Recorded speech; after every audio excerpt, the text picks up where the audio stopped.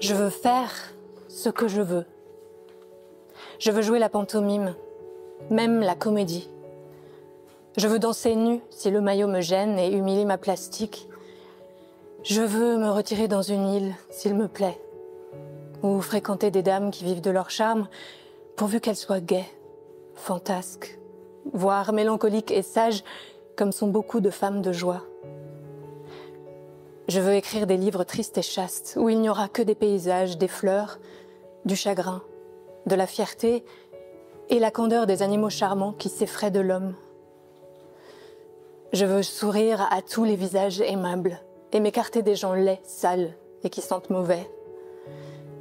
Je veux chérir qui m'aime et lui donner tout ce qui est à moi dans le monde. Mon corps rebelle au partage, mon cœur si doux et ma liberté. Je veux. Je crois bien que si quelqu'un ce soir se risquait à me dire « Mais enfin ma chère », eh bien je le tue. Ou je lui ôte un œil, ou je le mets dans la cave. Bonjour à toutes et à tous. Je suis très heureuse de vous accueillir aujourd'hui pour ce nouveau rendez-vous littéraire rue Cambon autour de l'écrivaine Colette. Vous venez d'entendre un extrait de la nouvelle Toby Chien parle, lu par la très talentueuse Clémence Poésie. Avec cette célèbre anaphore « Je veux faire ce que je veux », Colette, à travers la voix de son double Toby Chien, revendique sa liberté.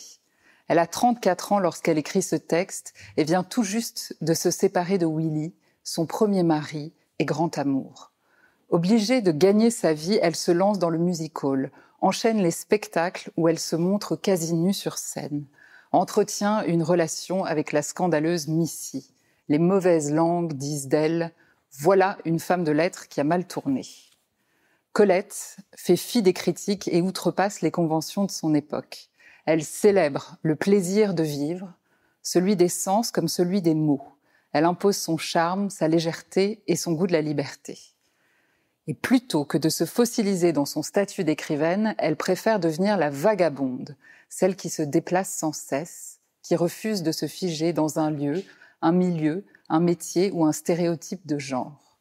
C'est son refus obstiné de la défaite, ses ruses, ses pas de côté, ses paradoxes, ses vies multiples qui me l'ont rendue si précieuse au fil du temps. Et c'est sa fougue et son incandescent désir de vivre que je souhaite célébrer avec vous aujourd'hui. Et pour cela, j'ai l'immense plaisir d'accueillir une autre grande écrivaine, Emmanuelle Lambert, dont la biographie très personnelle sur Colette m'avait extrêmement touchée. Merci de votre présence, Emmanuelle. Bonjour Charlotte, merci de m'avoir invitée.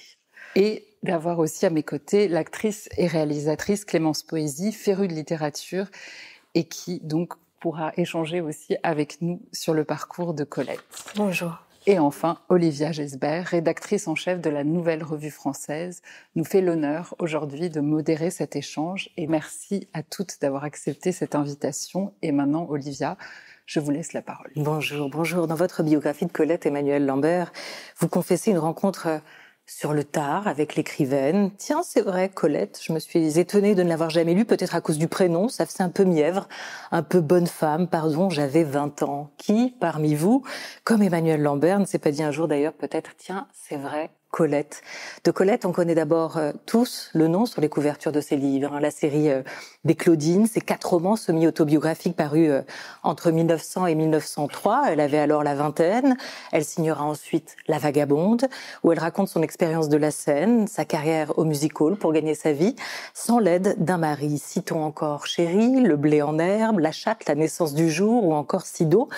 On a tous aussi en tête une image d'elle, une photo peut-être en noir et blanc, cette coupe à la garçonne, en costume d'homme ou de scène sur une peau de lion ou un sein en l'air, toutes ces femmes réunies en une, et derrière un simple patronyme, cet être de chair et de papier qu'on appelle Colette, comme vous le dites si joliment, Emmanuelle Lambert, dans votre livre, pluriel et paradoxal, car Colette a eu tant de vies, à la fois comédienne, écrivaine, journaliste, publicitaire et même chef d'entreprise.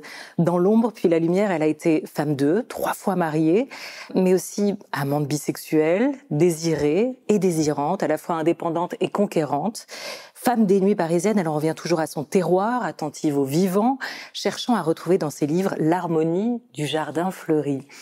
Souvent encore sous-estimée, notre chère Colette, dans le panthéon des grands écrivains français, on parle pourtant d'une des plus grandes stylistes du XXe siècle, d'un être hybride et dérangeant, une femme écrivain, hors le domaine réservé de la littérature féminine, comme vous l'écrivez, Emmanuel Lambert, de l'alter ego de Proust, tout simplement. On parle, comme l'a si bien dit Simone de Beauvoir à son tour, de notre seule femme vraiment grand écrivain, au sens où on l'entend communément entrer il y a 40 ans exactement dans la prestigieuse bibliothèque de la Pléiade, une femme née en 1873, morte au siècle dernier, libre et déterminée. Colette, comme vous le disiez si bien Charlotte, est une femme qui veut faire ce qu'elle veut, et ce qu'elle veut, avant tout, c'est être écrivaine et reconnue comme telle. Je veux signer ce livre, je veux le signer, j'entends le signer, il sera signé de moi. Voilà, parce qu'au départ, elle ne signe pas ses livres, Colette. La série des Claudines, son premier livre, Claudine à l'école, en 1900, est signé du nom seul de son mari, Willy, à l'époque. Après sa séparation avec Willy en 1907, ayant découvert les infidélités de son mari, la jeune femme doublement trahie veut récupérer son nom. Elle soldera ses comptes avec la retraite sentimentale qui clôt la série des Claudines et portera son nom avec encore celui de Willy à l'époque. Colette, Willy, mais en tout cas, elle y intègre son nom. Emmanuel Lambert, est-ce qu'on peut dire ce que Colette veut, Colette sera? On peut le dire rétrospectivement, c'est-à-dire on peut dire ce que Colette a voulu, Colette a été. Elle disait « ce qu'on écrit arrive ». Elle croyait vraiment, elle avait quelque chose, elle aimait bien Colette, aller voir des voyantes, elle avait quelque chose un peu avec la sorcellerie qui lui plaisait bien, et elle croyait vraiment dans ce pouvoir de prédiction de l'écriture. Et donc de fait, Colette, elle a réussi dans tous les domaines qu'elle a explorés, alors qu'au départ, c'était pas nécessairement gagné. Vous l'avez dit, elle est née en 1873, elle vient de province, elle vient d'une famille désargentée. C'est une femme qui va divorcer 2 fois, qui va devoir recommencer à chaque fois, et à chaque fois, elle se réinvente, et à chaque fois, elle atteint son but. Donc je dirais que oui, Colette est devenue ce qu'elle voulait, même si, au départ, elle y allait à l'instinct, elle y allait au désir, et peu à peu, dans l'écriture, elle a redonné forme à tout ça. Charlotte, c'est vrai qu'elle avance, Colette, toujours. Elle a cette conviction qu'il faut qu'elle conquiert son indépendance. Et on sent que pour elle, c'est à la fois un but et une nécessité. D'où tient-elle, d'après vous, cette assurance? Je pense que l'assurance de Colette, quelque part, ça vient peut-être du côté de son enfance, de son éducation, c'est-à-dire que elle a été très aimée par ses parents, très choyée. Elle a connu ce paradis de l'enfance et elle disait « j'ai grandi entourée de livres, de tendresse et de liberté ». Et donc peut-être que cette confiance, elle vient de là, mais c'était pas gagné non plus. Cette assurance, elle reste fragile puisque ça la rend aussi très orgueilleuse, puisqu'elle veut toujours être très aimée. Donc elle est plus vulnérable à la déception amoureuse, par exemple. Donc c'est les déceptions aussi qui l'ont rendue si confiante. Je repense à l'extrait que Clémence a lu. Il y a à la fois la fierté et le chagrin. Elle écrit avec les deux, en fait. Et cette assurance, elle l'attire dans cette tension, en fait, entre les deux. Et une fois qu'elle se rend compte qu'elle peut survivre à cette première catastrophe amoureuse, d'avoir été trahie par son premier amour, elle se dit « plus rien ne pourra me tuer, je peux avancer ». Et donc, ouais, c'est peut-être ça. Oui, on le disait, doublement trahi par Willy. À la fois, il lui prend son nom sur les premiers livres et puis il la trahit tout court par ses infidélités.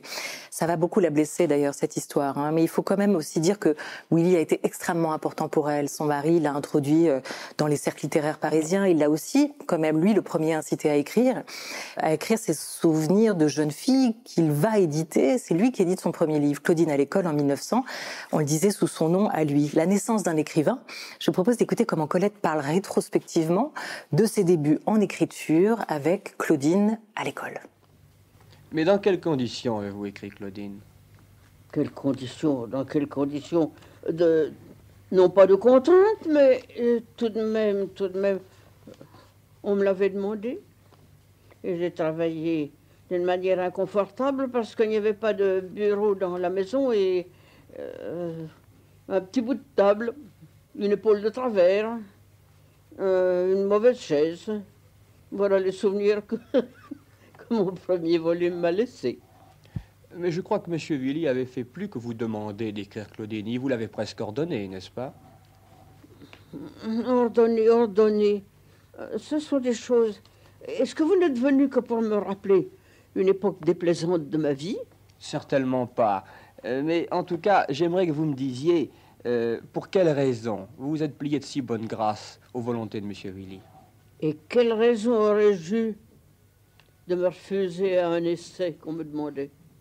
Il vous était en tout cas toujours possible de vous refuser, par exemple, à un travail de nègre, car dès le départ, vous saviez que Claudine à l'école ne serait qu'un travail de nègre. Ah oui, mais je travaillais peut-être avec toujours une issue possible, qui était la seule d'ailleurs que j'avais prévue, c'est de penser que ça ne serait jamais publié. Voilà, entretien mythique avec André Parinot, on est en 1950. Je rappelle que Colette est née en 1873, donc c'est déjà une femme d'un certain âge quand on l'entend. Qu'est-ce que vous, Clémence Poésy, vous entendez dans cette voix? D'abord, il y a cet accent qu'elle a conservé toute sa vie, qui rappelle là d'où elle vient, après des années et des années à Paris. Mais il y a surtout une intelligence joueuse, quoi. Il y a quelque chose de détourné. On cherche à lui faire dire quelque chose, quand même.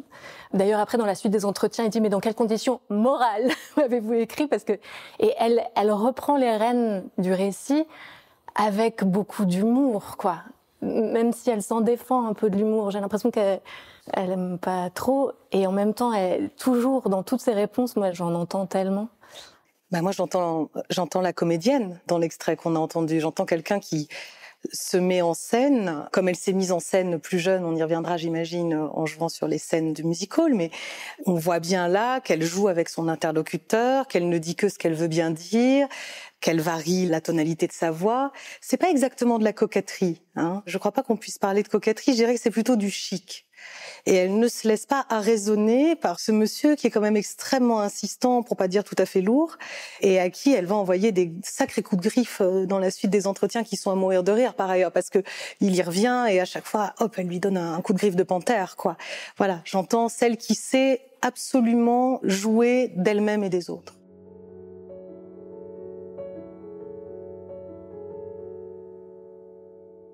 Le rossignol, prisonnier d'une vigne qui se libère par son chant. Ça, c'est vraiment l'histoire, l'anecdote, la ligne qui est en ouverture d'un autre de ses livres, Les Vrilles de la vigne, Charlotte. Et ça, c'est elle, ce rossignol. Est-ce que vous diriez que sa vie, comme son œuvre, au fond, a été, du début jusqu'à la fin, un long récit d'émancipation? Oui, je crois que c'est vraiment absolument ça, cette idée de s'arracher perpétuellement à ce qui peut nous tenir captifs. Et je repense à l'extrait qu'on vient d'entendre où elle parle des conditions matérielles de travail et on pense évidemment à Une chambre à soi de Virginia Woolf. Et cette question de l'émancipation économique, ça a été toujours très important et toute sa vie, elle a continué quelque part à se battre pour cette émancipation. Et elle disait, j'avais l'ambition de gagner ma vie. Et donc, il faut pas oublier qu'elle est très concrète, Colette, dans ces questions d'émancipation. Donc déjà, sur la question de l'argent, mais aussi, je pense qu'il y a la dimension, on oublie, de le dire, du courage physique. C'est permanent chez elle. C'est-à-dire que l'émancipation, il faut un corps solide. Il faut pouvoir résister physiquement aux épreuves. Et ça, on le retrouve à peu près dans tous ses textes, cette solidité des muscles et des nerfs, et que toute sa vie, elle a cultivé jusqu'au bout et qui participe de son émancipation. À propos de Chambre à soi, elles étaient contemporaines l'une et l'autre, Colette et Virginia Woolf. On sait si elles se sont rencontrées, si elles se sont lues. Je sais que Woolf l'a lu. Ça, c'est sûr, parce qu'elle en parle dans son journal et elle trouve ça absolument extraordinaire. Elle se trouve banale, en fait, quand elle lit Colette. Donc, elle a été lue. Il faut pas oublier que dans les années 20, Colette est extrêmement célèbre. Dans les années 20 et 30, là, elle accède à un pic de notoriété qui est vraiment immense et qui va faire que monter jusqu'à la fin, jusqu'aux années 50. Donc, elle est lue et elle est célébrée. Dans le prolongement de son corps, dans le prolongement peut-être aussi de ses désirs, parce qu'on le disait et on va le rappeler au fil de cette discussion, Colette est une femme vraiment désirante. Est-ce que vous diriez, Emmanuel Lambert, que sa plume s'est libérée, que sa plume s'est presque émancipée, comme elle, son écriture, au fil de ses livres? J'ai le sentiment que oui. Colette, on s'en souvient tous parce qu'on a des images, parce qu'on a, même sans l'avoir lue, au fond, on a le sentiment de l'avoir approchée ou de l'avoir connue. Et elle a eu plusieurs vies. Et je crois qu'on ne peut absolument pas séparer les plusieurs vies de Colette des plusieurs phases de son œuvre. D'abord parce que son œuvre est en grande part autobiographique, mais pas seulement. Et notamment dans les différentes vies de Colette, il y a le musical et il y a le journalisme. Et la façon dont elle parle du journalisme dans ses livres de souvenirs, elle raconte l'urgence, elle raconte le fait qu'il faut fournir l'article, il faut fournir le papier, il faut aller vite, il faut être sur l'événement, le nez sur les choses. Et en la lisant, je me dis, mais le journalisme lui a appris à accélérer son écriture, jusqu'à ces derniers livres où ça fonce à toute allure. On peut être parfois un peu décontenancé, on peut être un peu perdu, où elle fait des collages temporels, elle fait des sauts ici et là. Je crois qu'elle a amalgamé toutes les leçons de ses nouvelles vies et qu'à chaque fois, elle les a transfusées dans sa manière d'écrire. Et donc oui, je pense que c'est une écriture évolutive, comme l'était son corps et comme l'était sa vie intellectuelle et sentimentale. Colette est désormais séparée de Willy. On est après 1905, entre 1905 et 1907, date officielle où le divorce est prononcé. Désormais libre, Colette se sent pousser des ailes. Désormais seule, elle doit aussi gagner sa vie. Elle l'est déjà attirée par la scène. Elle va devenir comédienne, elle va devenir mime. Clémence, vous nous lisez un passage maintenant de La Vagabonde, publié en 1910, où l'ardente narratrice Renée Néret, double de Colette, divorcée comme elle, raconte sa carrière d'actrice, de music-hall, et fait l'apprentissage de la vie d'après. Écoutez, dans la bouche de Clémence, comment Colette écrit la femme, comment elle écrit en fait toutes les femmes. Combien de femmes ont connu cette retraite en soi, ce repliement patient qui succède aux larmes révoltées. Je leur rends cette justice en me flattant moi-même. Il n'y a guère que dans la douleur qu'une femme soit capable de dépasser sa médiocrité. Sa résistance y est infinie. On peut en user et abuser sans craindre qu'elle meure, moyennant que quelques puériles lâchetés physiques ou quelques religieux espoirs la détournent du suicide simplificateur. Elle meurt de chagrin, elle est morte de chagrin, hochée, en entendant ces clichés, une tête sceptique plus qu'apitoyée. Une femme ne peut guère mourir de chagrin. C'est une bête si solide, si dure à tuer. Vous croyez que le chagrin la ronge? Point. Bien plus souvent, elle y gagne, débile et malade qu'elle est née, des nerfs inusables, un inflexible orgueil, une faculté d'attendre, de dissimuler qui la grandit, et le dédain de ceux qui sont heureux. Dans la souffrance et la dissimulation, elle s'exerce et s'assouplit comme à une gymnastique quotidienne, pleine de risques, car elle frôle constamment la tentation la plus poignante, la plus suave, la plus parée de tous les attraits, celle de se venger. Il arrive que, trop faible ou trop aimante, elle tue. Elle pourra offrir à l'étonnement du monde entier l'exemple de cette déconcertante résistance féminine. Elle lassera ses juges, les surmènera au cours des interminables audiences, les abandonnera recrues comme une bête rouée promène des chiens novices. Soyez sûrs qu'une longue patience, que des chagrins jalousement cachés ont formé, affiné, durci cette femme dont on s'écrie « elle est en acier ». Elle est en femme, simplement. Et cela suffit. La solitude, la liberté. Mon travail est plaisant et pénible de mime et de danseuse. Les muscles heureux et las, le souci nouveau et qui délasse de l'autre de gagner moi-même mon repas, ma robe, mon loyer. Voilà quel fut tout de suite mon lot. Mais aussi la défiance sauvage, le dégoût du milieu où j'ai vécu et souffert. Une stupide peur de l'homme, des hommes et des femmes aussi. Un besoin maladif d'ignorer ce qui se passait autour de moi, de n'avoir auprès de moi que des êtres rudimentaires, qui ne penseraient presque pas. Et cette bizarrerie encore qui me vint très vite, de ne me sentir isolée, défendue de mes semblables que sur la scène. La barrière de feu me gardant contre tous.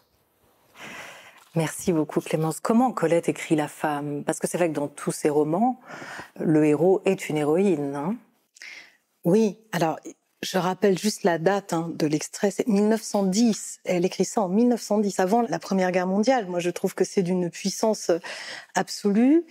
Et ça montre bien qu'elle écrit la femme sans jamais être pédagogique ou trop simplement politique ou trop simplement avec des idées. Elle plonge le fer dans le bain, quoi. Et donc quand elle décrit cette femme comme une bête rouée, par exemple, ça c'est extraordinaire, l'alliance de ces deux mots, la bête rouée, c'est le programme de ce qui va suivre dans l'œuvre. C'est-à-dire que je ne crois pas qu'elle écrive la femme, parce qu'il me semble justement que la leçon de Colette, c'est qu'il y a le matériau, elle est en femme, comme en acier, il y a une sorte de destin social qui arrime les femmes de sa génération et de sa condition à un certain nombre de contraintes, sinon de difficultés et de souffrances, mais elle écrit les femmes. Et elle écrit les différentes manières de s'arranger avec les choses, soit de les accepter, soit de les combattre, soit de les contourner. Et surtout, elle écrit les différents âges de la femme. Elle écrit de la jeune fille à la femme de 50 ans, jusqu'à la femme dans la vieillesse. Elle écrit toutes les femmes, Colette, y compris dans leurs contradictions, dans leurs forces et dans leurs faiblesses. Et c'est ça, je crois, qui est sans prix pour nous autres, lecteurs et peut-être encore plus lectrices. Vous avez une héroïne de Colette, toutes les trois, qui vous parle particulièrement, Charlotte? C'est difficile parce que c'est Colette, l'héroïne. Enfin, je veux dire, on en parlait tout à l'heure. Elle est quand même derrière toutes ces héroïnes. Je dirais que moi, j'aime beaucoup quand même Léa de Lonval dans Chéri et la fin de Chéri. Oui, il y a quelque chose à la fois de tendre et de cruel, d'émerveillé, de désenchanté dans ce personnage, et en même temps, c'est à la fois la femme sensuelle et maternelle. Il y a beaucoup d'aspects de ce personnage de Colette que j'aime beaucoup. Mais après, j'adore aussi René Néré dans La Vagabonde, dans le passage qu'on vient de lire, donc ce serait difficile de choisir. Chéri, la fin de Chéri, ça raconte quoi? Qui est cette héroïne? Chéri, la fin de Chéri, c'est pour moi, et pour un certain nombre d'autres connaisseurs de Colette, je suis vraiment pas très originale, c'est ses chefs-d'œuvre, du point de vue du roman, parce qu'elle a aussi écrit des livres de souvenirs qui sont un peu différents, mais c'est une histoire d'amour entre un jeune homme, bien sous tout rapport, et une vieille courtisane. Et Léa de Lonval, dont parle Charlotte, c'est l'ancienne courtisane. Mais ce qui est très beau dans le passage de Chéri à la fin de Chéri, c'est... Et ça rejoint ce dont parlait Clémence tout à l'heure et l'extrait qu'elle lisait, quand elle dit « elle va se venger, elle va les tuer tous ». Ce personnage qui fait la gloire littéraire de Colette au début des années 20, Chéri, qui vraiment est très connu, qui est un livre très admiré, très célébré, elle le liquide dans La fin de Chéri, qui porte bien son nom, La fin de Chéri.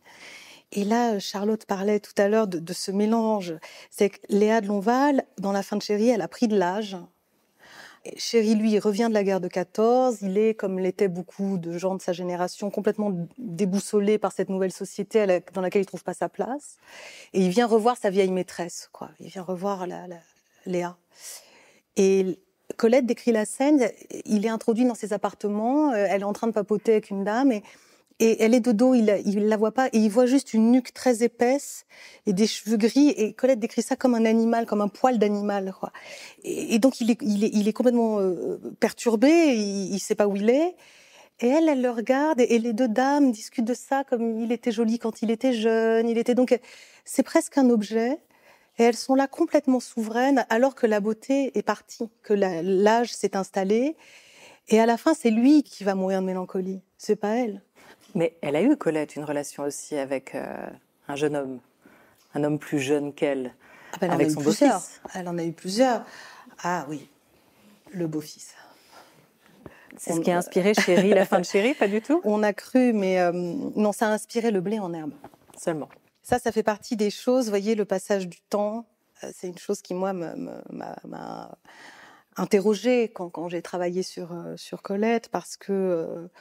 Évidemment, une femme bien plus âgée qui a une aventure avec son beau-fils mineur, c'est-à-dire le fils de son mari, ça me dérangeait. Et donc c'est vrai qu'il faut quand même savoir que c'était le fils de son deuxième mari, Henri de Jouvenel, qu'elle a adoré. C'est un homme qu'elle a adoré, Jouvenel. Qu'elle ne l'avait pas élevé, ils n'avaient pas de rapport, elle n'est pas particulièrement maternante, mais ça a été une vraie histoire d'amour, et ça s'est terminé, et ça a donné Le blé en herbe, qui est un de ses plus beaux livres, et qui est un des livres les plus célèbres de Colette. Et je m'arrêterai là sur la question du beau-fils. L'histoire est connue, quand même. L'histoire est connue, bien évidemment. Colette, elle veut conjurer le sort, qui est habituellement réservé à une femme de son temps. Pour autant, est-ce que vous diriez, l'une, l'autre, toutes les trois, qu'elle veut venger son sexe, si on reprend cette expression qu'on attribue maintenant souvent par venger sa race à Annie Ernaux, mais qui est quand même extraite des Liaisons dangereuses. C'est la marquise de Merteuil qui dit ça à Valmont, dans ce grand roman épistolaire de Choderlos de Laclos, né pour venger mon sexe. et maîtriser le vôtre. Est-ce que ça, c'est quelque chose que Colette a en tête, venger les femmes?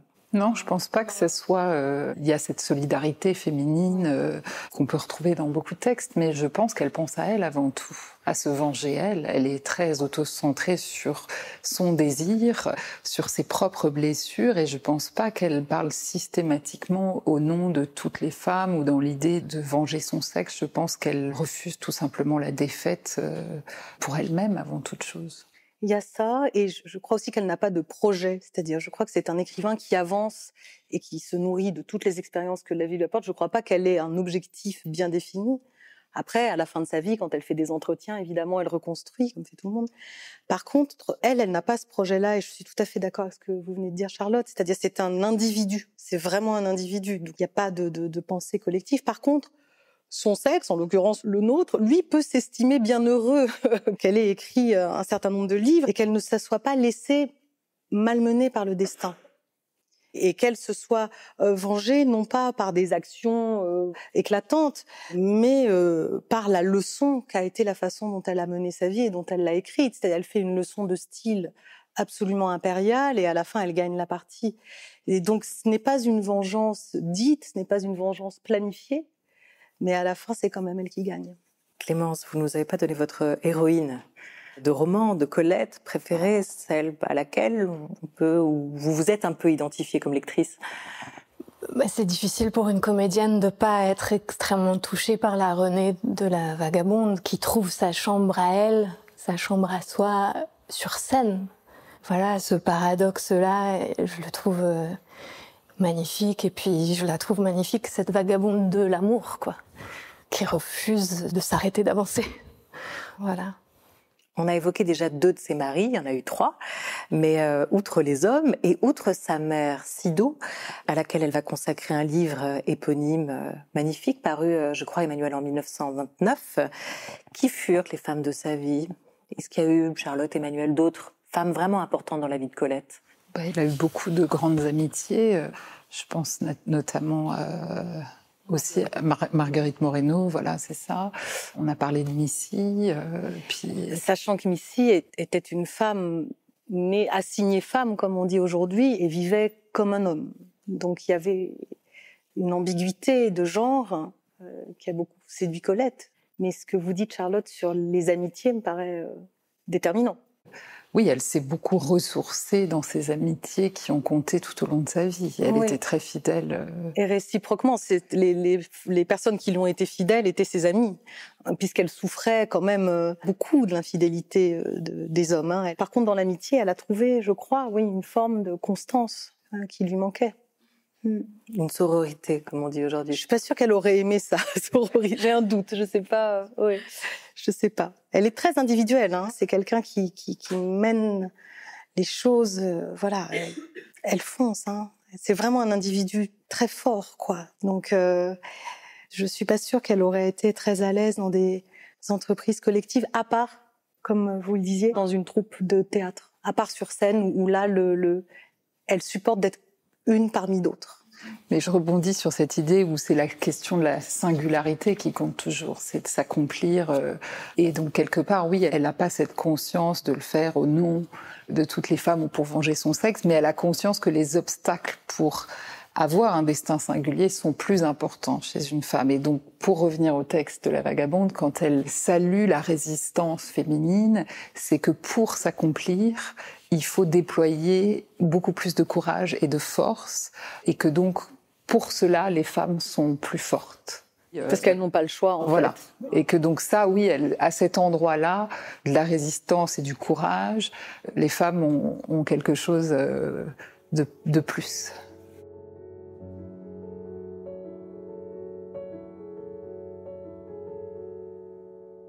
Et elle est quand même une force de la nature, Colette, aussi. Et cette énergie, elle passe aussi par son corps. Moi, c'est mon corps qui pense, va écrire Colette, qui est devenue, on le disait, actrice de musical pour gagner sa vie. Et ça, elle l'écrit dans La retraite sentimentale en 1907. Charlotte, l'importance du corps chez Colette, il n'est pas sans rappeler toute l'attention portée par Gabrielle Chanel à la même époque pour libérer le corps des femmes. Mais pour l'une comme pour l'autre, on pourrait peut-être dire que ce corps sans entrave, tel qu'elle l'imagine l'une et l'autre, Et tout sauf un corps sans allure. Ça, c'est un vrai point commun entre les deux femmes. Je trouve d'ailleurs qu'il y a beaucoup de points communs entre Gabrielle Chanel et Colette, où elles se sont d'ailleurs rencontrées, et Colette a écrit un très beau texte sur Chanel, où elle la compare à un petit taureau noir. Et oui, il y a ce rapport au corps qui est assez similaire, où elles pratiquaient toutes les deux le sport. C'est-à-dire que Colette commence à pratiquer la gymnastique, l'équitation, se passionne pour la boxe. Et donc c'est, je pense, par le sport qu'il y a cette nécessité de créer du coup des vêtements qui sont adaptés au mouvement. Et donc il y a quelque chose où elles sont toutes les deux sensibles à la nécessité de redonner du mouvement au corps féminin et à une part de naturel, puisque les corps étaient évidemment corsetés. Et la scène, on imagine, est-ce que la scène libère les corps plus qu'elle ne les corsette, mais probablement aussi, elle a par la scène appris à trouver cette souplesse ou cette mobilité. Ce qui est assez fascinant, c'est que Colette, en fait, se met en scène en permanence. Elle a réellement une vie de comédienne. Elle a très tôt compris, vous l'écrivez Emmanuelle Lambert, qu'il fallait jouer de son image si elle ne voulait pas être reléguée. Elle l'a compris, oui. On revient à Willy, à son premier mari, qui donc avait son atelier d'écriture où il faisait travailler des écrivains, des poètes, mais c'était lui qui signait. Donc il avait sa petite entreprise qui marchait bien. Willy, il était content. Il était très célèbre à la belle époque, Willy. C'était quelqu'un de très connu. Et donc quand Colette commence à écrire, elle est très jeune. Les Claudines se vendent énormément. Et Willy est un des inventeurs de ce qu'on peut appeler le marketing littéraire. C'est-à-dire qu'il a créé des cartes postales où il y avait Colette qui était habillée en Claudine. Il y avait Polaire, l'actrice qui avait joué Claudine sur scène, qui posait avec elle. Donc, en fait, très tôt, on la met en scène. C'est pas elle qui se met en scène. Elle est mise en scène. Et y compris quand elle se met en scène en transposant de manière fictionnelle ses souvenirs dans Claudine, c'est Willy qui signe, donc c'est encore lui le marionnettiste. Et je crois qu'on peut lire la suite de sa vie comme une inversion où la marionnettiste d'elle-même, ce sera elle. C'est-à-dire qu'elle arrête ce système-là, où il y a quelqu'un qui la met en scène, et elle s'expose et elle y va. Ça me paraît très, très important, ce renversement-là. Vous l'avez dit sur la vitesse d'écriture, elle a été comédienne, Colette, évidemment elle l'est, ou elle a été, on a du mal à le mettre au passé, tellement son œuvre vit aussi aujourd'hui, mais Colette, elle sera aussi journaliste pendant la Première Guerre mondiale pour le journal dirigé par son deuxième mari, Henri de Jouvenel, le père du protagoniste, entre guillemets fictionnel du Blé en herbe. Elle fait scandale quand même, Colette, en permanence, Charlotte. Comment se protège-t-elle du regard des autres, des on-dit, des jalousies, parce qu'elle a eu un parcours assez hors norme. Je pense que ce que disait déjà un petit peu Emmanuelle, c'est que il y a la nécessité d'avoir un masque, c'est-à-dire, je crois que dans mes apprentissages, elle dit il n'y a rien de plus rassurant qu'un masque. Et donc elle comprend très vite qu'il faut toujours préserver un espace de retrait et ne pas montrer toutes ses faiblesses en public. En tout cas, elle ne croit pas du tout à la bienveillance du regard de l'autre, à part évidemment les amis extrêmement proches, mais à la compassion, elle n'y croit pas. Il ne faut surtout pas exposer l'endroit où son propre orgueil a été blessé, parce que là, on risque gros. Et donc, il faut, en quelque sorte, maquiller ses faiblesses, ne pas se montrer trop fragile. Et donc, elle a cette idée qu'il faut garder un maintien. Il y a des pages d'ailleurs magnifiques aussi dans La Vagabonde et puis dans d'autres textes sur le maquillage, qui est une armure extraordinaire pour camoufler à la fois la fatigue, ses tristesses, et de pouvoir se recomposer, se refaire un visage pour affronter le monde. Et ça, je crois que c'est très important chez Colette, cette idée qu'on ne peut pas se montrer complètement défait aux yeux des autres parce que là, le risque est trop important. Il y a ce maintien indispensable à sa survie. C'est le maintien dans l'écriture et le maintien aussi du corps et de l'apparence. Mais c'est pas superficiel, c'est une façon de survivre aussi. Bon, il y a une leçon à retenir pour aujourd'hui, peut-être, non ? Blinder ses faiblesses, sa vulnérabilité, maquiller ce qui pourrait être une cible pour ceux qui disent du mal d'elle. C'est réellement ça. Oui, mais à la fois, il faut nuancer parce que c'est pas du tout un blindage au sens où elle écrit à partir de ses douleurs, à partir de ses peines. En fait, ce maquillage est là pour protéger un espace de retrait qui doit demeurer privé, qui doit demeurer dans un face-à-face avec elle-même. Et du coup, dans son écriture, il y a toutes ces faiblesses, ces fragilités qui sont absolument pas niées, mais ça ne se fait pas en public. Voilà. Et elle garde la maîtrise. C'est ce qu'on entendait dans l'extrait qu'on a entendu au début avec le journaliste, où elle refuse d'aller dans les zones où le journaliste veut absolument l'entraîner, en lui faisant dire que... Elle l'a écrit, dans mes apprentissages, il faut voir la postérité qu'elle a taillée à son premier mari, qui, je pense, ne s'en remettra jamais. Donc il n'est pas tout à fait anormal que le journaliste aille la chercher là, puisqu'elle a écrit dans son livre que c'était épouvantable, qu'il la tyrannisait, qu'il l'avait forcée à écrire. Mais elle ne veut pas y aller dans l'entretien. Et c'est ce que vous dites, je crois, Charlotte, c'est-à-dire que l'écriture, c'est un lieu, et l'exposition publique, c'en est un autre. Et c'est pas la même chose. Et dans l'exposition publique, il y a des choses, des terrains sur lesquels on n'ira pas. Après, libre au lecteur d'aller lire les livres pour se faire leur idée. Elle sera plus tard, Charlotte, scénariste, publicitaire, chef d'entreprise, on le disait, je crois qu'on l'a évoqué justement dans le maquillage. Elle va choisir les cosmétiques pour cette entreprise qu'elle va monter. C'est une femme qui, tout au long de sa vie, a été extrêmement entrepreneuse, même avant-gardiste, je pense qu'on peut le dire. Elle a jamais eu peur d'en faire trop, Colette ? Oh non, pas du tout. Je pense qu'elle se pose absolument pas la question de savoir si elle en fait trop. Il y a cette avidité chez Colette de quelque part suivre son instinct, ses passions, et elle se pose pas la question de savoir si c'est en contradiction avec ce qu'elle a fait avant. Il n'y a pas de plan de vie. Dans La Vagabonde, elle parle du hasard, mon maître. Et donc, elle a cette capacité, en fait, à saisir les occasions, les rencontres, des choses qu'elle n'imaginait peut-être pas et qui vont l'emmener ailleurs. Et donc, elle se laisse aussi saisir. Et donc, c'est pour ça qu'elle a autant de vie et d'activité, mais elle se fout complètement de savoir si c'est cohérent ou pas. Elle suit tout simplement ce qui arrive sur son chemin aussi. Elle a peur de rien, sauf peut-être de vieillir. Voilà, c'est-à-dire qu'elle refuse obstinément de perdre, de s'avouer vaincue. Elle a cette rage toujours de renaître, de repartir. Mais s'il y a bien un endroit où Colette dit là, il faut s'incliner, c'est par rapport au fait de vieillir.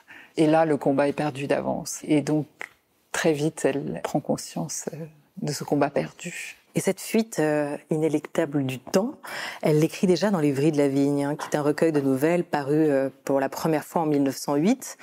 On en écoute un extrait. Clémence, la parole est à vous. Il faut vieillir. Ne pleure pas. Ne jouant pas à des doigts suppliants. Ne te révolte pas. Il faut vieillir. Répète-toi cette parole non comme un cri de désespoir, mais comme le rappel d'un départ nécessaire. Regarde-toi. Regarde tes paupières, tes lèvres. Soulève sur tes tempes les boucles de tes cheveux. Déjà, tu commences à t'éloigner de ta vie. Ne l'oublie pas. Il faut vieillir. Éloigne-toi lentement, lentement, sans larmes. N'oublie rien. Emporte ta santé, ta gaieté, ta coquetterie, le peu de bonté et de justice qui t'a rendu la vie moins amère. N'oublie pas. Va-t'en parer, va-t'en douce, et ne t'arrête pas le long de la route irrésistible. Tu l'essaierais en vain, puisqu'il faut vieillir. Suis le chemin, et ne t'y couche que pour mourir.